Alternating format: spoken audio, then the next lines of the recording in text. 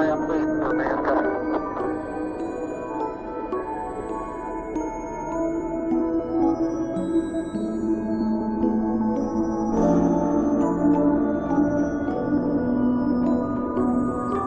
is a diagram of the MESA table, which sits on the lunar surface in front of the lunar module. At the bottom, that rectangular bag is called the equipment transfer bag, and that is the thing we are going to be paying attention to in this clip. Now, on the right, you'll see the other astronaut, and he's moving away from the ship, and he's fooling around with the UV camera. The astronaut in front of you is about to turn and go back towards the MESA table and the equipment transfer bag, and when he does, on the right, you'll see the equipment transfer bag swinging. It's just swinging back and forth, and it's going at about the same pace. It shows no sign of the momentum slowing down. It's just going back and forth as if some sort of vent is blowing on it. But there's nothing that can be blowing on it if that's the moon. Because on the moon there is no atmosphere, there's no wind, there's no air, there's no breeze that can be blowing that.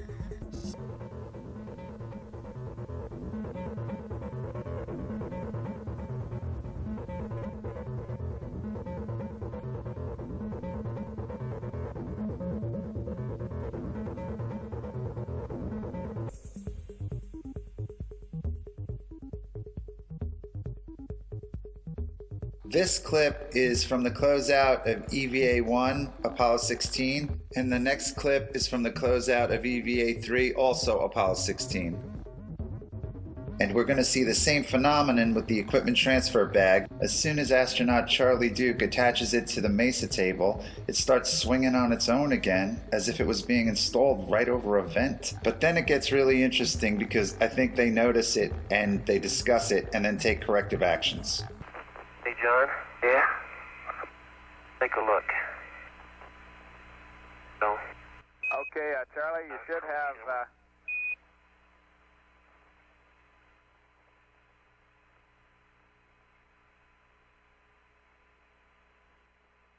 Charlie, you should have 7 Hasselblads and 3... Now you're going to see Charlie Duke take corrective action. He's going to walk over to the swinging ETB bag.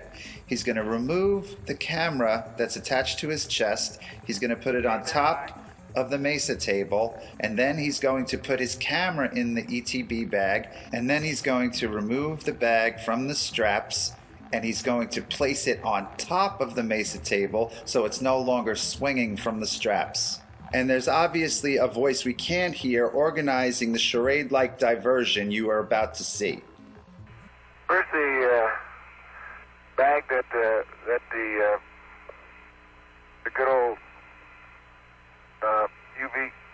Hey, Charlie, did you throw my camera away? No, I didn't throw your camera away. Where is it? Over there? Yeah. Okay. The bag that the... what? The bag that the what? He's obviously hearing a voice we can't hear who's telling him what to do.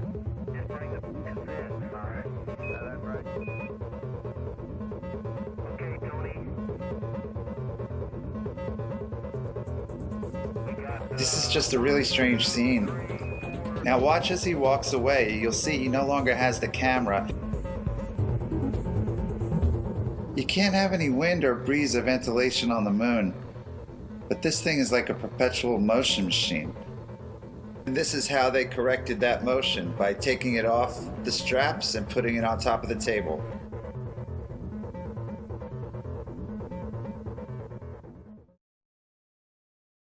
You see, the vibration of my voice box makes the air vibrate between us.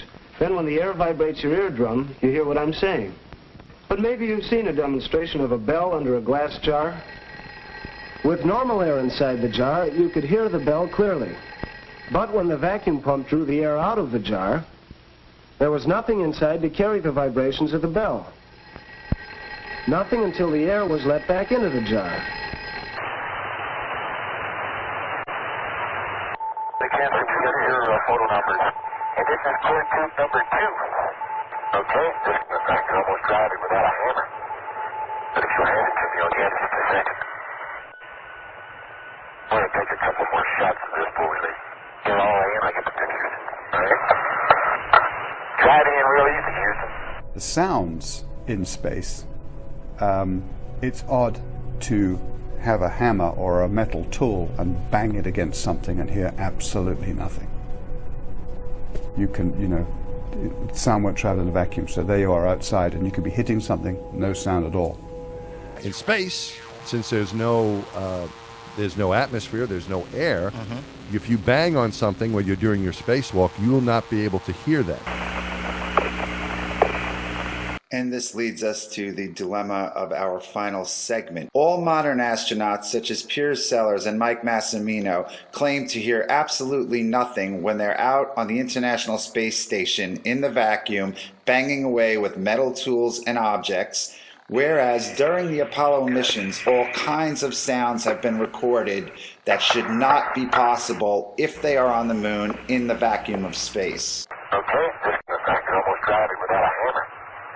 But if you'll hand it to me on the end of just a second. I'm going to take a couple more shots of this before we leave. Get all in, I get the pictures. All right? Driving in real easy, Houston. That does not sound like the spacesuit acting like a drum at all. It sounds like a metal hammer striking a metal object repeatedly with authority. Pictured is Alan Bean during Apollo 12 striking a metal core tube into the so-called lunar surface with a metal hammer. This is an interview with Apollo astronauts Alan Bean and Pete Conrad done by the Apollo Lunar Surface Journal. They are once again taking the position that the sound is coming through the hand and transmitting into the microphones in the helmet.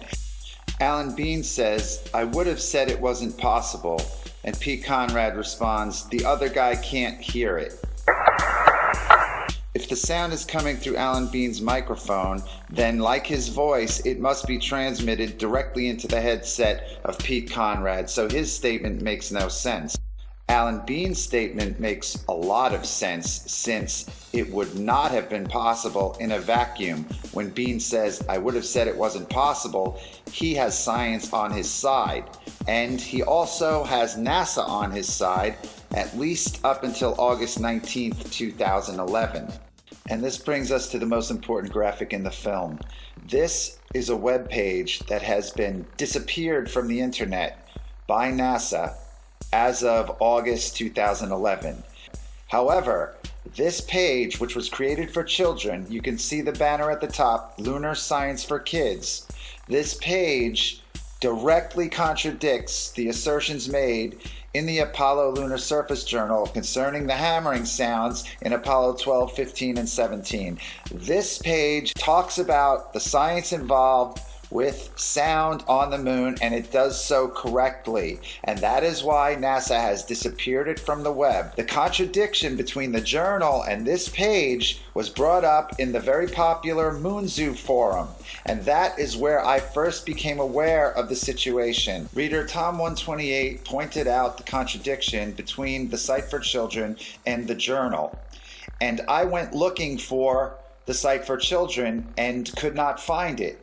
I then went to my favorite research tool, the Wayback Machine at archive.org, and I was able to find an old version of the page that NASA did not clean up. And whenever I see information go missing from the web, it always starts me thinking, and this was the genesis of the film. At that moment, I became a NASA moon hoax researcher. You've seen the image on the right of the graphic before. That is Alan Bean hammering a core tube during Apollo 12, and this is the sound of such hammering. The graphic is problematic for NASA because of the contradiction to the journal, and the graphic is correct science. And I quote, "Sound needs something to travel through to get from one place to another. On the moon, since there is no air, sound cannot travel above the surface. So, there are no sounds on the surface of the moon. When the Apollo astronauts were out on the moon's surface, they could only talk to each other and to mission control by using the radios in their air-filled helmets. Even when the astronaut in the photo to the right hit a metal tube into the ground with a hammer, no sound was made."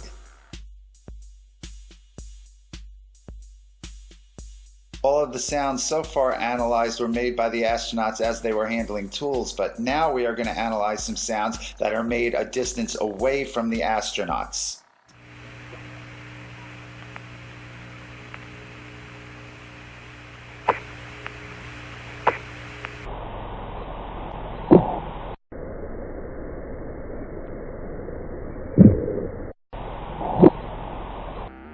So what you just saw appears to be a smoking gun. That scene, which was broadcast live to the world during Apollo 15, shows astronaut James Irwin. He takes this cord or band off of a canister, and those canisters are in the MESA table, which Irwin is standing in front of. He unravels the cord, which has two metallic locks at the end of it, pictured here. They look like bullets. He takes that off, he unravels it, he reaches back with his right hand, and he throws the cord away. Let's take another look at it.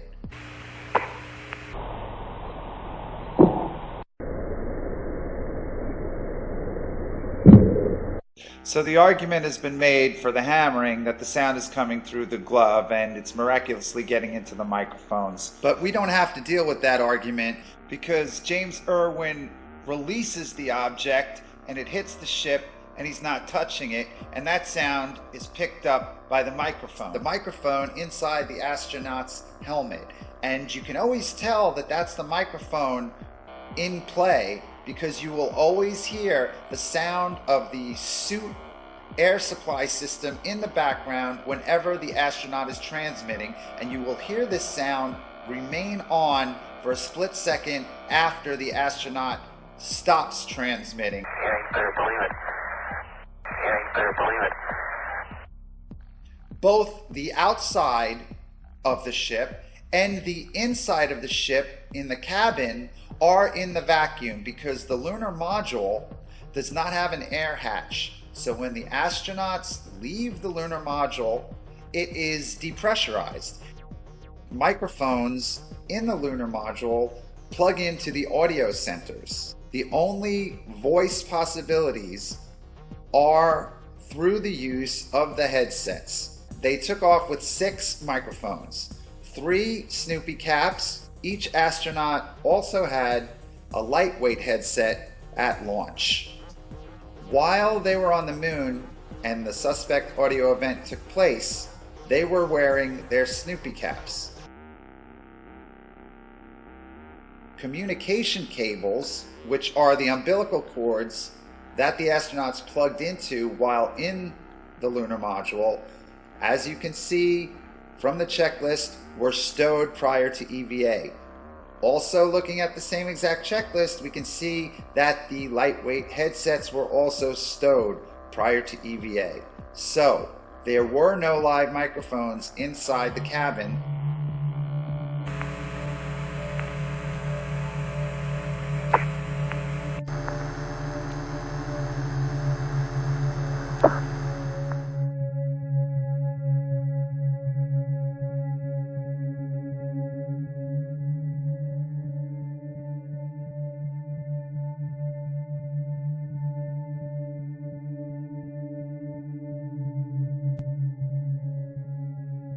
Even the one image that is claimed to be an actual photograph of Earth from space is called into question, simply because of a film that was released accidentally by NASA of Apollo 11 faking the very first picture of Earth from space. So let's have a look at that video. Of all the footage of Apollo 11 requested from NASA over a 5-year period, one gem was discovered just before the completion of this documentary. An old reel received by mistake. It contains the raw or unedited footage of the crew of Apollo 11, Michael Collins, Edwin Aldrin Jr. and Neil Armstrong, staging part of their mission for nearly an hour in living color, with exceptionally clear behind-the-scenes audio of conversations discussing the techniques used to achieve a disingenuous picture depicting the Earth at a distance. in order to falsely demonstrate their far journey from it and their ability to survive passing through the Van Allen radiation belts. It cannot be misconstrued that this staging was done for some other reason prior to the mission, for the reel itself is slated and dated July 18th, 19th and 20th, 1969, the very days of the mission when they were said to be approaching and achieving lunar orbit. Furthermore, it is apparent they are in genuine zero gravity aboard the actual spacecraft, necessary to convince the mass media of their authenticity, just not any further than Earth orbit, as you will see. In this never-before-seen or heard footage, not only is the radio conversation between the astronauts and Houston Control audible, there is a secondary, private conversation taking place between the crew and a third confidential party, prompting the astronauts with what to say, when to speak, and how to effectively manipulate the camera to achieve the desired misleading effect. NASA claims that the Houston transmissions were the only ones taking place with the astronauts. Listen now as Houston Control initiates a conversation with the crew, only to find them too preoccupied with the behind-the-scenes trickery to respond. Moments pass and the oversight is picked up on by the clandestine third party, who quickly prompts them with talk. Immediately, Neil Armstrong speaks. Hello, Apollo 11. Houston, Goldstone says that the TV looks great. Over.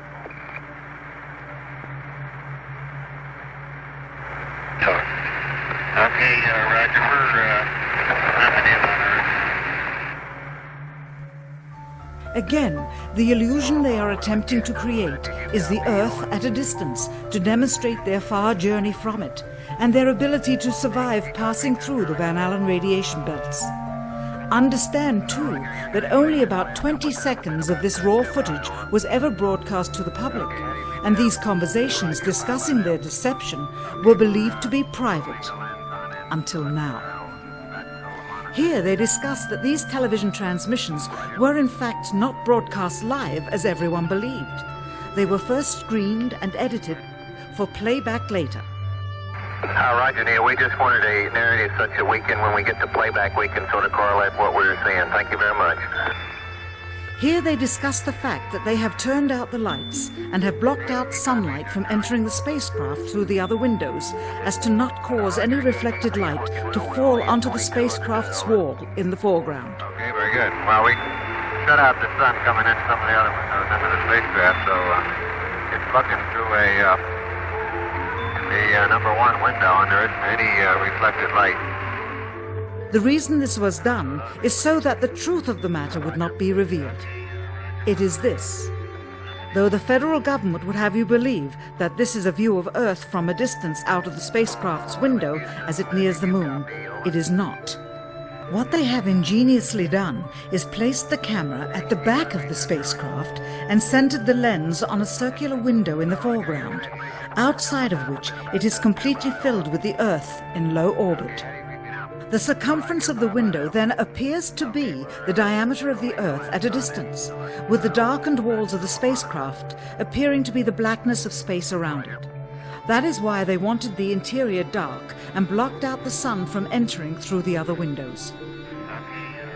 Here you can see the extruded window, probably 2 inches thick at the bottom.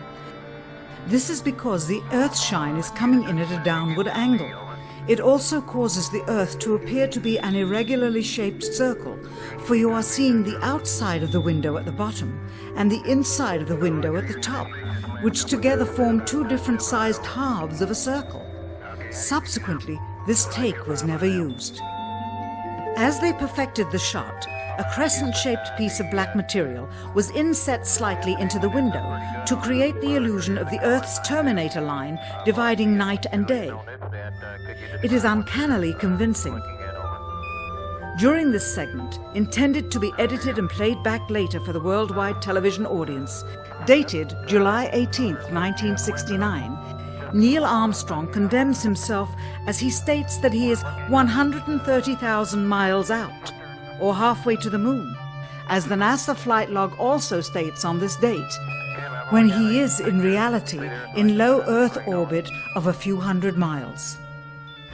Roger, Houston, Apollo 11. Calling in from about 130,000 miles out.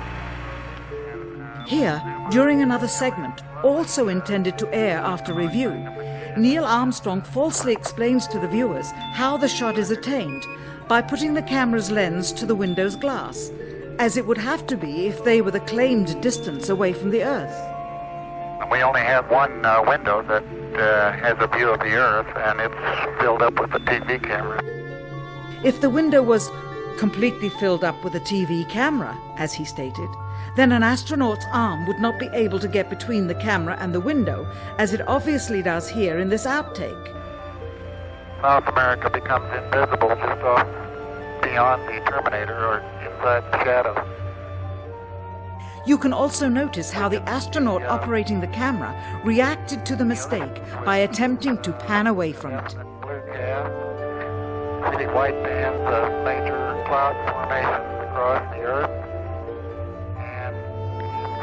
This is a segment that they believed wasn't even being recorded, much less suitable for broadcast, for the lens was being zoomed out and the scene was being changed to that of an interior of the astronauts at work, and apparently the stop button popped back up on the recorder without notice.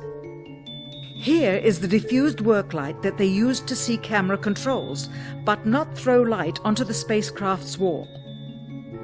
Here they remove part of the crescent insert.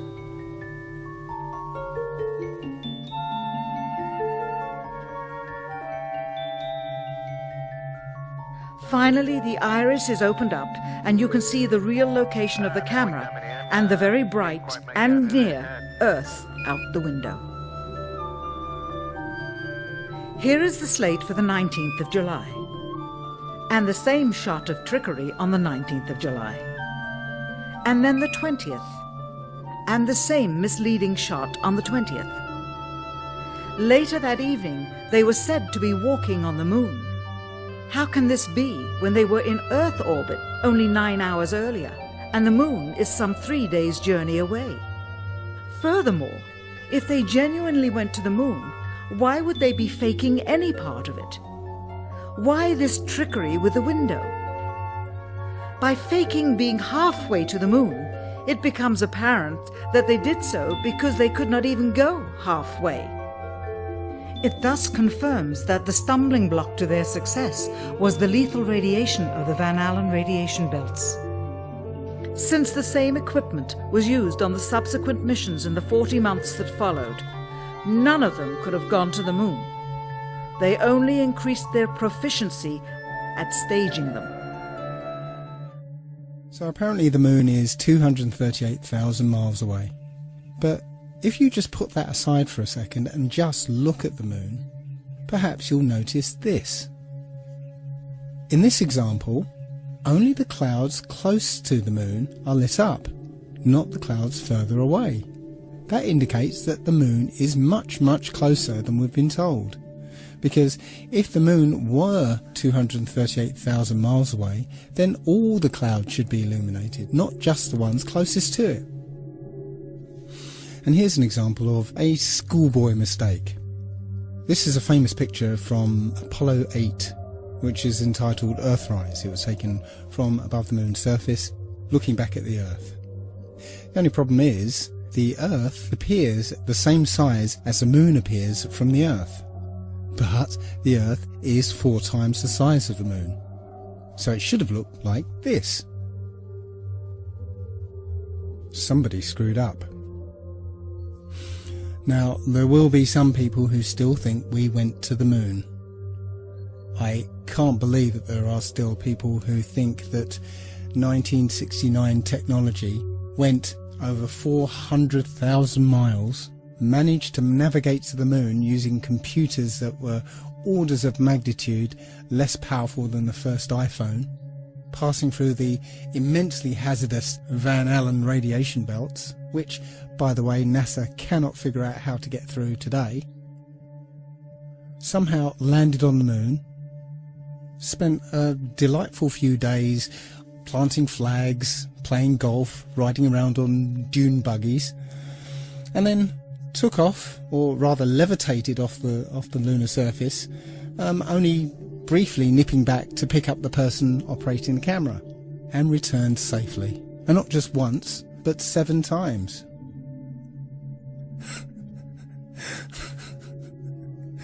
It's a fantasy. The whole thing is a fantasy. Everything you saw supposedly on the moon was in a soundstage using Stanley Kubrick's perfected front projection technology.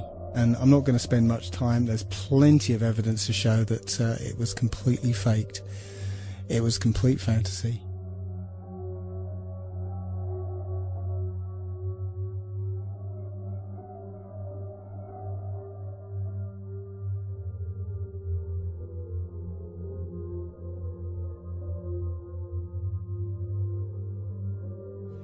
So here's a conspiracy theory.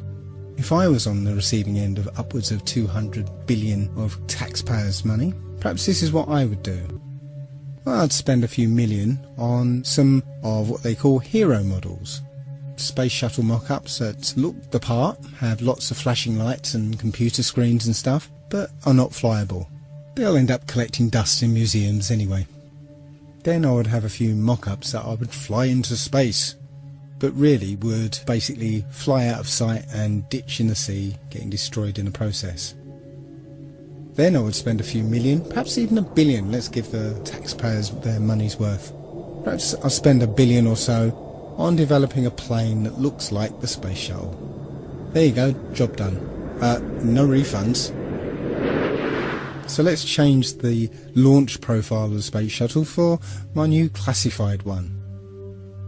We have a remote-controlled, full-size mock-up, basically nothing inside, just an empty shell. That's flown up on remote control, on essentially a big firework. Everything acts as normal, the booster rockets detach as normal, but when we get to the external tank separation, that doesn't actually happen. What actually happens is the tank and the shuttle fall back to Earth, where they ditch in the sea and get destroyed in the process. After the mission's complete, a space shuttle plane takes off from an undisclosed location and lands at an Air Force base in front of the TV cameras. Simple. Don't be ridiculous, Dave. You couldn't fake something like that. There'll be too many people involved, and the truth is bound to get out. Blam, blam, blam, blam, blam. The best example of space shuttle fakery is the Challenger disaster.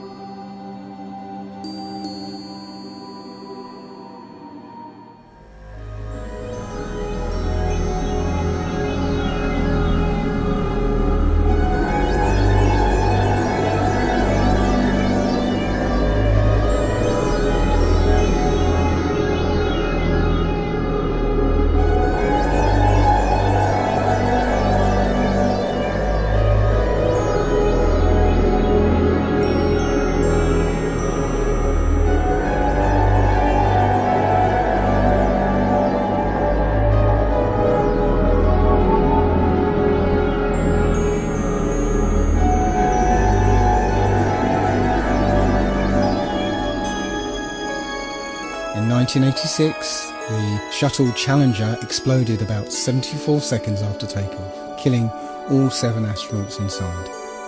Or did it? It turns out that 6 of the 7 are still alive and kicking today. Ellison Onizuka claims to be his identical twin brother, Claude. Yeah, I've got an identical twin brother, Claude, too. The Challenger pilot, Mickey Smith, hasn't even bothered changing his name. He's now Professor Michael J. Smith of University of Wisconsin. Now, Krista McAuliffe was a bit of a sneaky one. She was the Challenger payload specialist, quite famous for being a teacher. It turns out during her astronaut days she was using her middle name, Krista, and now she goes by her first name, Sharon, and she's a Syracuse law professor. The Challenger commander, Francis Richard Scobie, is now Dick Scobie, which sounds like a rather unpleasant disease, CEO of Cows in Trees Limited. Judith Resnick, the Challenger mission specialist, again hasn't even bothered changing her name. She's a professor at Yale Law. And finally, Ronald McNair, another Challenger mission specialist, claims to be his identical twin brother, Carl McNair. What are the odds?